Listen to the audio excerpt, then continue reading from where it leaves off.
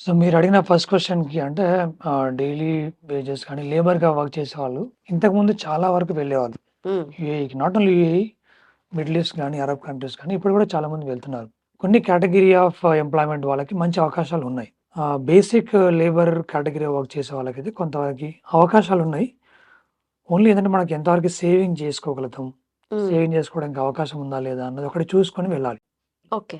అదొకటి వాళ్ళు మాత్రం చాలా పర్టిక్యులర్‌గా ఆలోచించి చూసుకొని వెళ్ళాలి. కానీ మిగతా కోర్స్ అంటే కొంత ఎడ్యుకేషన్ చేసి, మంచి కోర్సెస్ చేసి వెళ్ళాలనుకున్న వాళ్ళకి మాత్రం డెఫినిట్‌గా మంచి అవకాశాలుంటాయి. ఓకే. నేను చార్టర్డ్ అకౌంటెంట్. నేనెప్పుడో 2006లో పాస్ అయ్యాను. హుహు. హుహు. పాస్ అవ్వడంతోటి నేను వెళ్ళాను. 2 ఇయర్స్ టు 3 ఇయర్స్ అక్కడ ఇనీషియల్‌గా ఎంప్లాయ్‌మెంట్‌లో వర్క్ చేశాను. Hmm. So, that gave me a good opportunity to work. Not only to work, to get an exposure of global.